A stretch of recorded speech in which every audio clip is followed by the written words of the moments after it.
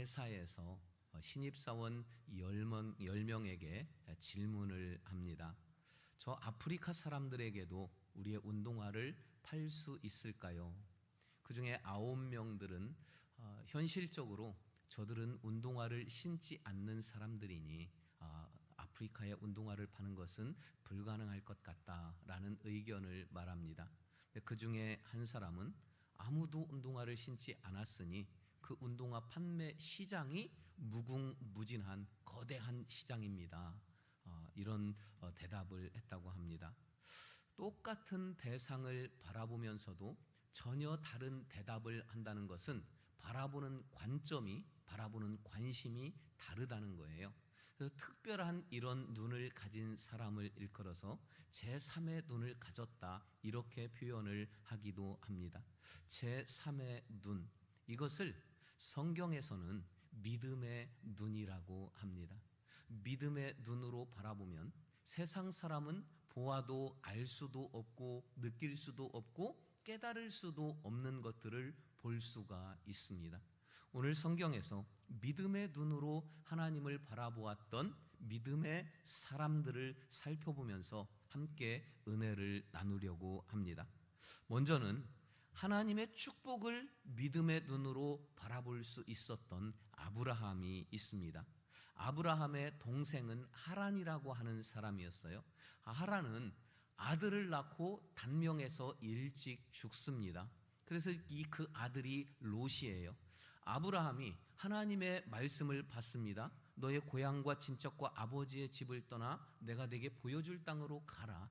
아브라함이 출발할 때에 그는 결혼은 했지만 자녀가 없습니다. 그래서 자녀가 없는 큰아버지 아브라함, 그리고 아버지가 없는 롯, 이들은 큰아버지와 조카 사이였지만 마치 아버지와 아들처럼 서로 친근하고 의지하면서 저 미지에 하나님의 보여주실 땅을 향해서 출발을 합니다. 그들이 가나안 땅에 도착을 해서 베델과 아이라고 하는 곳의 사이에 장막을 치고 그곳에 터전을 잡습니다. 그런데 하나님께서 복을 주셔서 이들이 오래지 않아서 몇 년 동안에 큰 부자가 됩니다.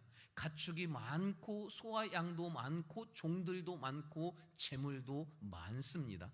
근데 이미 각자의 가정이 있는 상황인지라 이들의 종들이 너무 많은 그런 그 재물들로 인해서 서로 지키겠다고 싸우는데 이것이 아브라함과 롯의 사이에서는 좋지를 않아요. 그래서 그들은 결국 우리를 수용할 수 있는 더 넓은 땅을 향해서 우리가 부득이 헤어지자 하고 그렇게 합의를 봅니다. 창세기 13장 10절을 보니까요, 이에 롯이 눈을 들어 요단 지역을 바라본즉, 롯이 눈을 들어 요단 지역을 바라본즉 소알까지 온 땅에 물이 넉넉하니 여호와께서 소돔과 고모라를 멸하시기 전이었으므로 여호와의 동상 같고 애굽 땅과 같았습니다. 롯이 먼저 눈을 들어서 동서남북 사방을 바라보았어요. 롯이 바라보니까 물도 좀 많고 목초지도 많고 그래서 많은 가축들을 키우기에 적합한 곳, 그리고 사람이 살기에도 좋은 환경, 이런 곳을 찾아보았더니 바로 동쪽 소돔과 고모라가 있는 그 소알 땅 쪽이 가장 적합했던 것이에요. 그래서 롯은 그쪽을 선택을 하고 동쪽으로 갑니다. 자, 아들 같은 조카 롯을 먼저 떠나 보낸 아브라함의 마음에 허전한 감이 들어요. 그때에 하나님께서 허전한 아브라함에게 다시 찾아와서 말씀하십니다. 그게 14절 말씀이에요. 롯이 아브라함을 떠난 후에 여호와께서 아브라함에게 이르시되 너는 눈을 들어 너 있는 곳에서 북쪽과 남쪽 그리고 동쪽과 서쪽을 바라보라. 롯과 아브라함이 똑같이 자기 있는 베델과 아이 그 땅에서 눈을 들어서 동쪽과 남쪽과 동쪽과 서쪽과 남쪽과 북쪽을 바라보았습니다. 자, 아브라함은 최대한 멀리까지 바라보았겠지요. 똑같이 롯도 그곳에서 동서남북을 바라보았고 아브라함도 그곳에서 동서남북을 바라보았어요. 롯은 어디가 기름지고 어디가 사람 살기 좋고 어디가 짐승을 키우기에 좋은지 유리한 지역인지 롯은 이 육신의 눈으로, 가장 현실적인 눈으로 바라보고 판단하고 선택을 합니다. 소돔과 고모라, 그곳이 바로 롯의 관점에서는 에덴 동산 같은 곳으로 판단이 되었던 것이지요. 아브라함은 동서남북을 바라볼 때 어떤 관점으로 보았을까요? 15절 말씀을 보니까요, 보이는 땅을 내가 너와 내 자손에게 주리니 영원히 이르리라. 이 하나님의 말씀을 붙잡고 그 관점에서 바라보았어요. 그러니까 아브라함이 동서남북을 바라본 관점은 롯과 달랐고, 아브라함이 바라보한 스케일도 롯과 다를 수밖에 없어요. 롯은 어떻게 하면 나와 내 가족과 내 종과 가축들이 잘 살 수 있을까, 여기에 국한됐지만, 아브라함은 나와 내 후손들이 민족을 이루고 나라를 이루어서 살아가야 할 땅을 지금 바라보는 거예요. 최대한 멀리까지 바라보았어요. 보이지 않는 저 멀리까지 동서남북을 아브라함은 바라보았습니다. 그리고 수년 전에 고향과 친척, 아버지의 집을 떠날 때 그때 주신 말씀을 떠올립니다. 그 말씀이, 너는 너의 고향과 친척과 아버지의 집을 떠나 내가 너에게 보여줄 땅으로 가라 약속하셨거든요. 하나님이 약속하신 그 땅이 바로 여기였구나. 이곳이 바로 하나님이 나와 내 후손에게 나라를 이루고 민족을 이루어서 살게 하실 축복의 땅이 바로 이곳이구나. 그 마음을 가지고 보이지 않는 곳까지 최대한 고개를 들고 눈을 들어서 멀리까지 동서남북을 바라보았습니다. 사람은 자기가 관심 있는 그 관심을 가지고 보게 되어 있어요. 운동화를 팔려는데 관심이 있으면 사람들의 발만 보이게 되어 있습니다. 잘 먹고 잘 살고 가축들이 있으면 어쩌면 가축들이 잘 살 수 있을까, 그 목초지가 중점적으로 보이게 됩니다.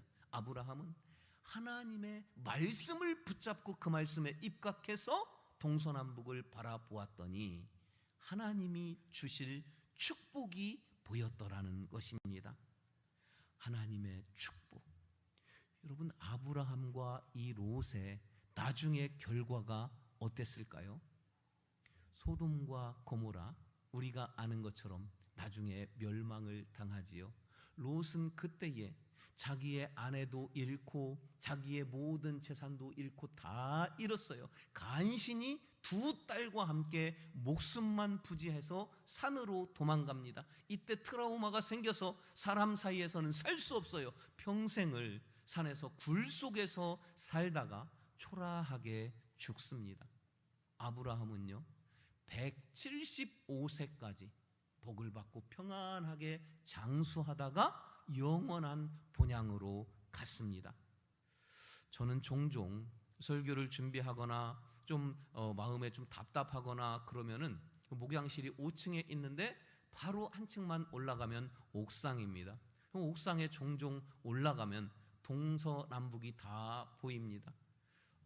요즘 우리 교회가 의자가 좀 낡아서 의자를 바꿨더니 또 그 다음에는 또 본당을 이렇게 단장을 하고 났더니 또 그 다음에는 냉난방 시스템이 또 걸리는 거예요. 그래서 이렇게 잘 해놨습니다.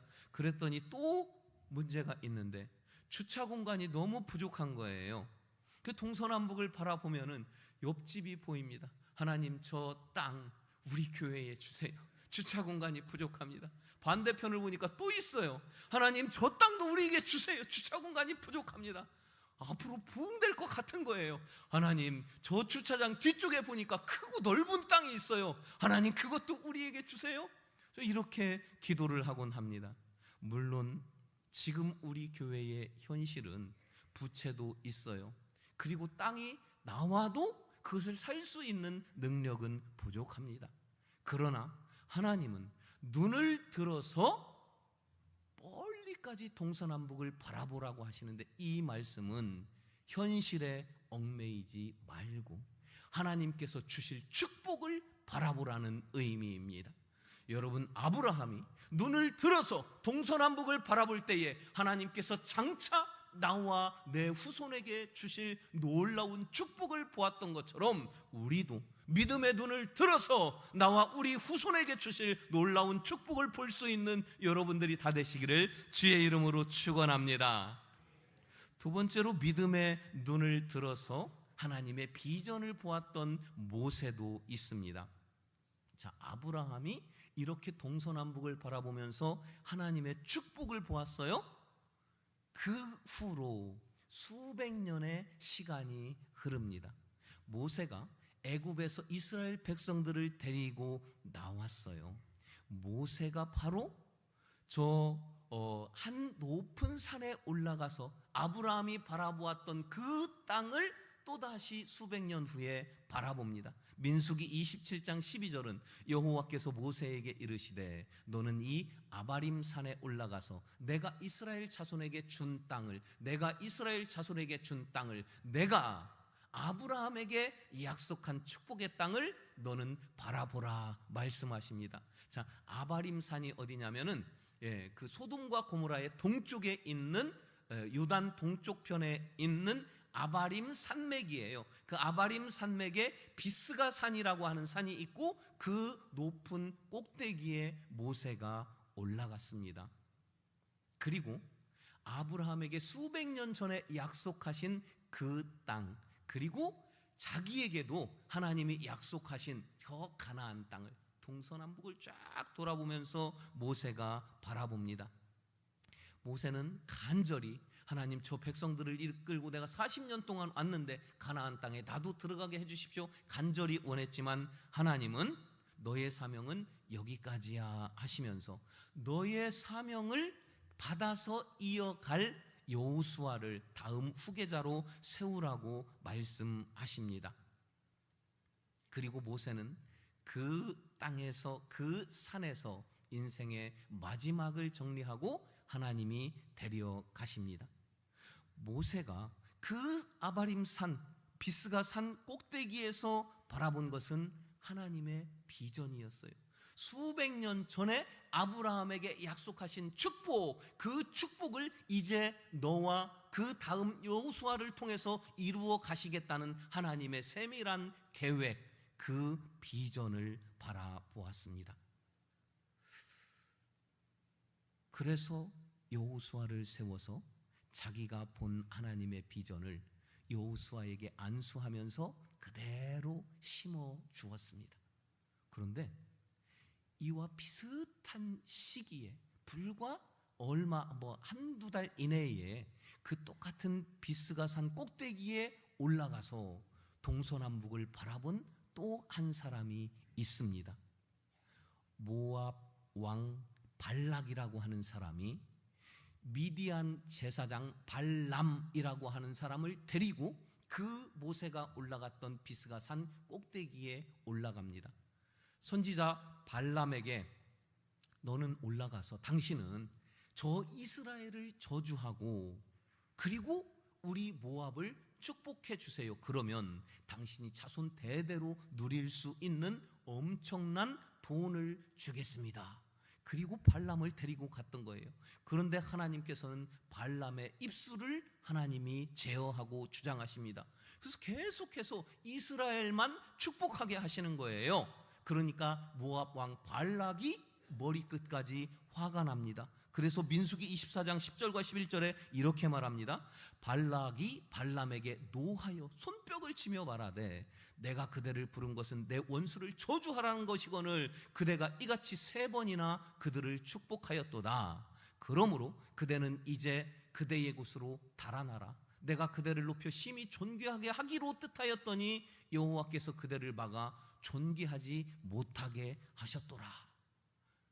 내가 당신을 죽일 마음이 생기기 전에 빨리 달아나고 도망가라는 그 이야기를 하는 겁니다. 이 모압 왕 발락이 누군지 아세요? 이 발락이 롯의 후손이었습니다. 자, 말씀을 통해서 창세기 19장으로 확인을 해볼게요. 롯의 두 딸이 아버지로 말미암아 임신하고 큰 딸은 아들을 낳아 이름을 모압이라 하였으니 오늘날 모압의 조상이다. 자, 이스라엘 민족은 아브라함의 후손이고 모압 족속은 그 아브라함의 조카 롯의 후손이었습니다. 수백 년 전에 똑같은 자리에서 똑같이 눈을 들어 동서남북을 바라보았을 때 아브라함은 하나님의 축복을 바라보았어요. 롯은 현실의 눈, 인간의 눈으로 자기의 유익한 것을 바라보았어요. 아브라함은 평안히 살다가 하늘로 갔어요. 롯은 결국 망했어요.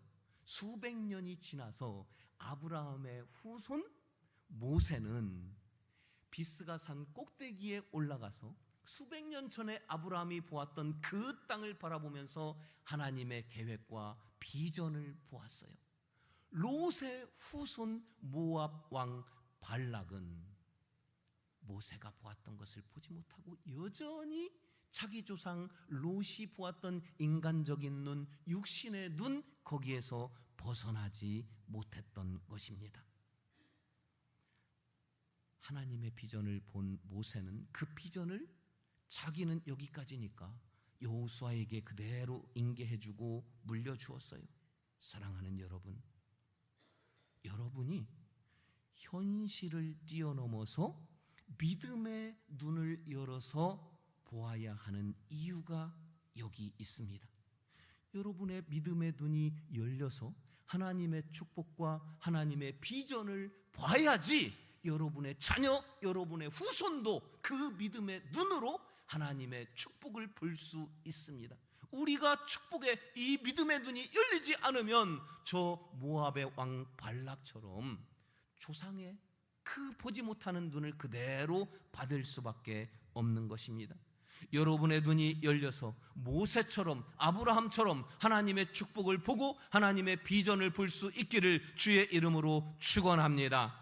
여러분의 자녀와 후손, 우리 성민교회의 다음 세대들이 우리를 따라 믿음의 눈이 열려서 하나님의 놀라운 것을 보게 될지어다. 보게 될지어다. 세 번째로 믿음의 눈으로 하나님의 응답을 바라본 엘리야의 사환이 있습니다. 아합 왕 때에 엘리야 선지자가 기도하니까 3년 6개월 동안 비도 이슬도 내리지 않습니다. 이스라엘의 이슬은 이슬 수준이 아니에요. 거의 가랑비 이슬비의 수준이라 비 안 오는 6개월도 그 이슬로 충분히 살 수 있을 정도거든요. 그런데 3년 6개월이 지난 후에 다시 엘리야가 아합 왕 앞에 나타나서 갈멜산 꼭대기에서 저 바알과 아세라 신을 섬기는 선지자, 그들의 우상 선지자 850명 대 엘리야 한 사람이 영적인 대결을 벌입니다. 기우제를 지내는 거예요. 그래서 저 850명이 그들의 우상 신에게 하루 종일 기도하고 비가 내리기를 기도했지만 안 내렸어요. 이제 엘리야 선지자의 차례입니다. 엘리야가 하나님 앞에 기도하면서 그의 사환에게 이렇게 명령을 내립니다. 열왕기상 18장 43절이죠. 그의 사환에게 이르되 올라가 바다 쪽을 바라보라. 바다 쪽을 바라보라. 그가 올라가 바라보고 말하되 아무것도 없나이다. 이르되 7번까지 다시 바라보아라. 여러분, 이미 엘리야는 850명의 우상 선지자들이 하루 종일 기우제를 지냈지만 비가 오지 않자 엘리야는 그들에게 조롱하고 그리고 그들을 없이 여겼어요. 그들에게 모욕감을 주었어요. 이제 엘리야가 기도하는 차례입니다. 엘리야의 이 기도는 목숨을 걸고 하는 기도였어요. 그런데 엘리야의 사환이 저 바다 쪽에 하늘에 비를 만들 수 있는 구름이 있나 살펴보라 하는데 없어요. 두 번째 또 바라봅니다.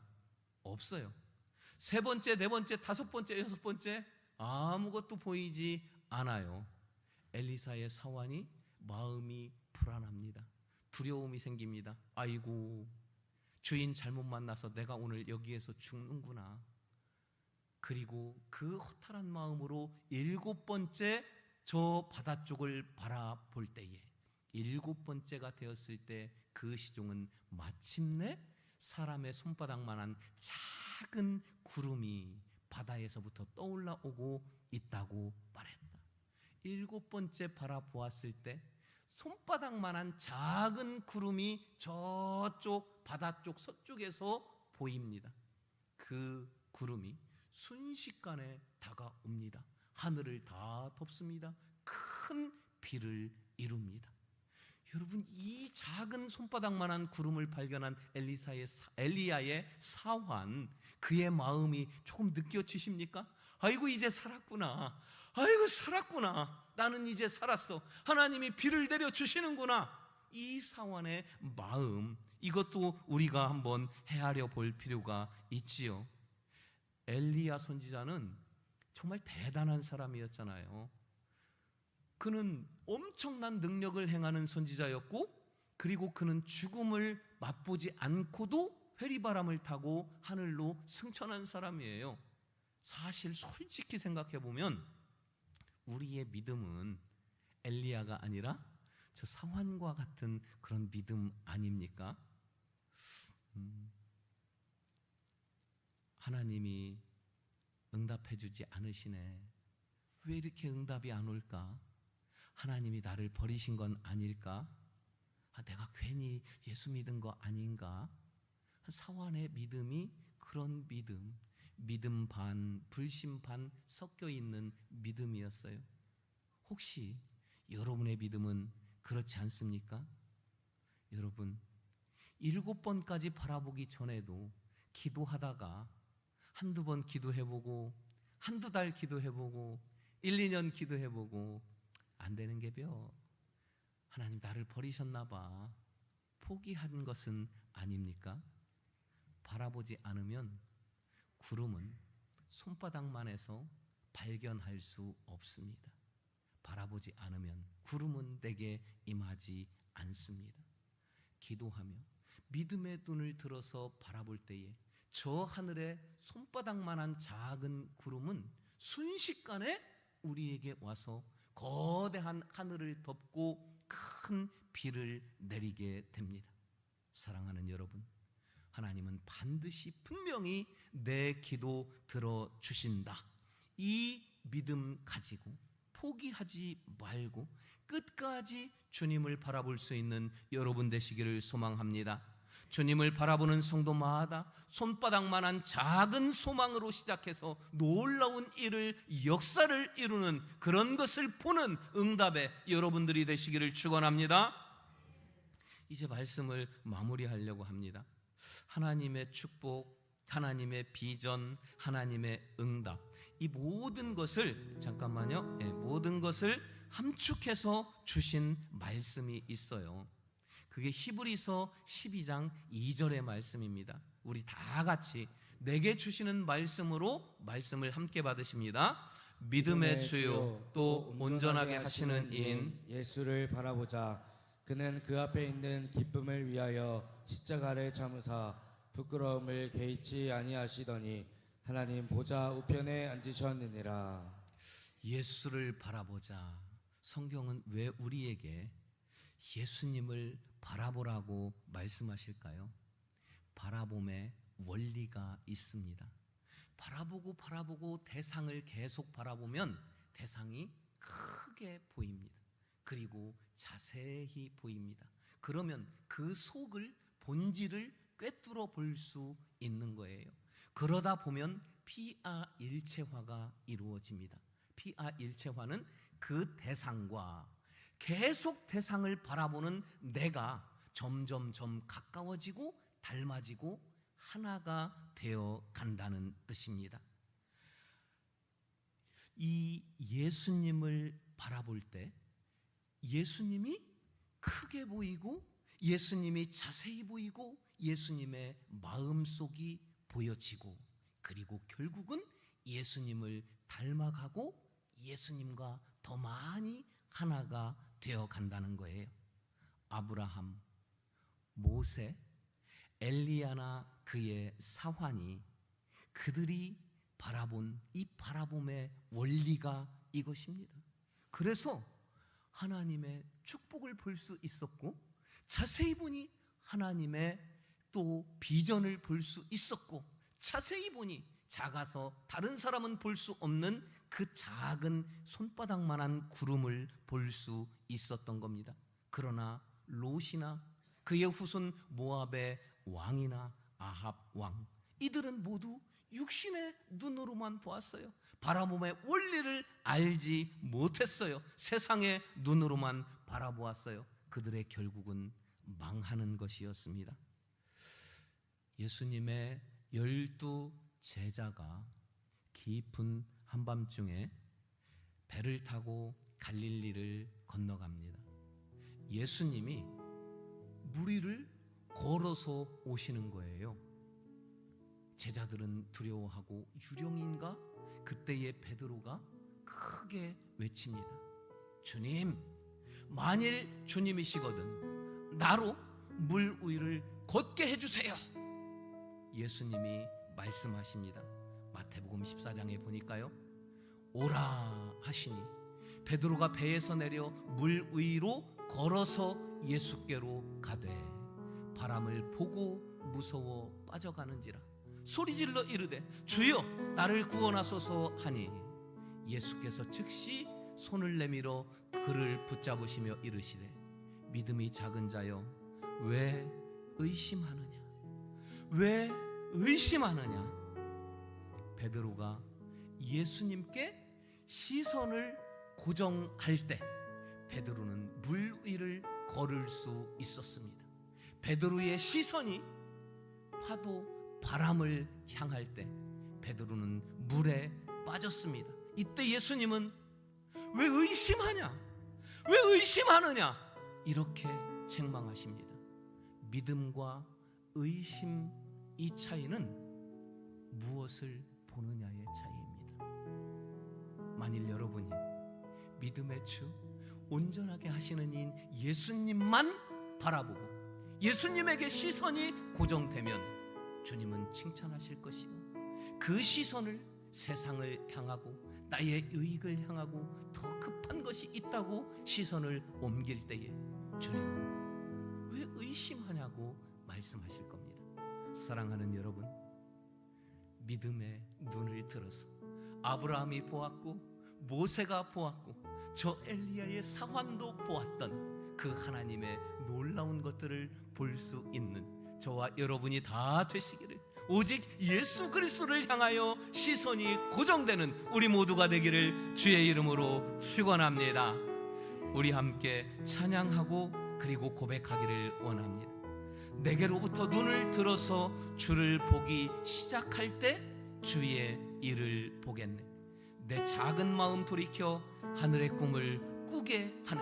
내 모든 시선을 오직 주님을 향하여 고정하리라. 우리 함께 찬양할 때 다 같이 일어서서 찬양합시다.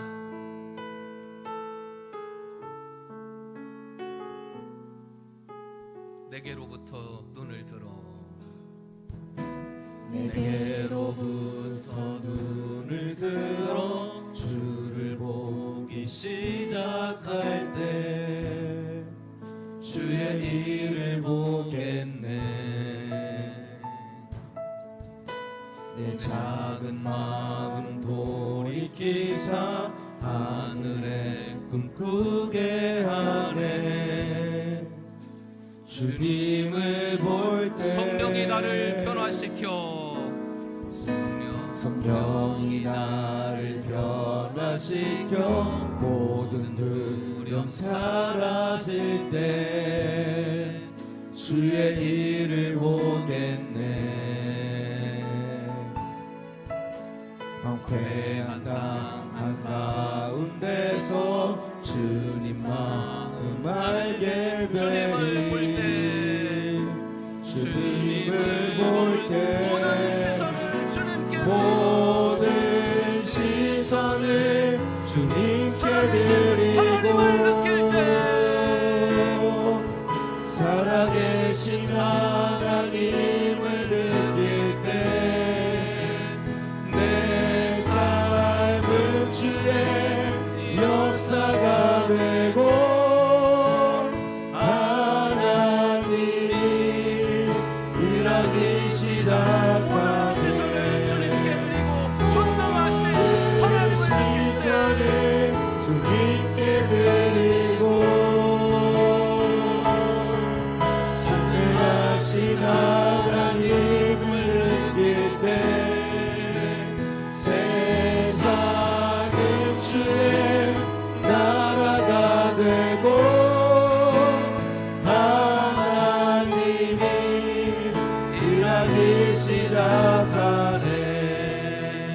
사랑하는 여러분, 우리 말씀을 붙잡고 함께 기도하기를 원합니다. 하나님, 내 믿음의 눈을 열어 주시옵소서. 내 믿음의 눈으로 하나님의 영광 보게 하시고 하나님의 축복과 하나님의 비전과 응답을 보게 하여 주시옵소서. 내 눈을 열어 주시옵소서. 우리 주여 세 번 부르시고 함께 동성으로 기도하십니다.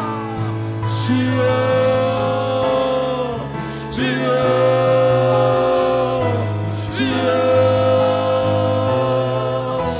자비롭고 아버지 하나님 감사합니다. 오늘 말씀을 통하여 내 주를 보라, 내 눈을 들어 주를 보라 말씀하시니 감사합니다. 전대를 지으시고 이 땅 가운데 주관하시는 만물의 주님 되시는 아버지 하나님, 이 시간 우리의 영적인 눈을 들어 주님을 바라보기를 원합니다. 비록 보이지 않을지라도 믿음의 눈을 들어 주님을 바라보기를 원합니다. 아버지 하나님, 내 믿음을 더하여 주셔서 우리가 믿음의 눈을 들어 주님을 바라보며 나아갈 수 있는 우리 모든 성도의 성도들 되게 하여 주시옵소서. 어떤 고난과 환경 속에서도 우리가 주님을 바라보게 하여 주옵소서. 모든 시선을 주님께 드리고 살아계신 하나님을 느낄 때 내 삶은 주의 역사가 되고 하나님이 일하기 시작하네. 모든 시선을 주님께 드리고 전능하신 하나님을 느낄 때 세상은 주의 나라가 되고 하나님이 일하기 시작하네. 은혜로우신 아버지 하나님, 믿음이 연약하고 믿음이 부족한 저를 불쌍히 여겨 주시옵소서. 나의 믿음의 눈이 열려지게 하여 주시옵소서. 하나님의 축복을 보며 이 믿음의 눈으로 하나님의 비전을 보며 오래 기도해온 하나님의 응답을 보게 하여 주시옵소서. 오직 나의 눈이 지치지 않고 포기하지 않고 믿음의 주 온전하게 하시는 이인 예수 그리스도를 향하여 고정되게 하여 주시옵소서. 지금은 우리 구주 예수 그리스도의 은혜와 하나님 아버지의 영원하신 사랑하심과 성령의 감화 감동 인도, 믿음의 눈 열어주심의 이 역사가 열린 이 믿음의 눈을 가지고 주님을 바라보며 하나님 내게 주실 모든 선물을 바라보며 승리로 나아가기로 결단하는 이곳에 있는 모든 믿음의 자녀들 머리머리 위에, 저들의 가정 위에, 저들의 삶의 자리 위에, 그리고 하나님이 세우신 이 성민교회 위에, 이 나라 이 민족 위에 지금부터 영원토록 함께 하시기를 간절히 축원하옵나이다. 아멘.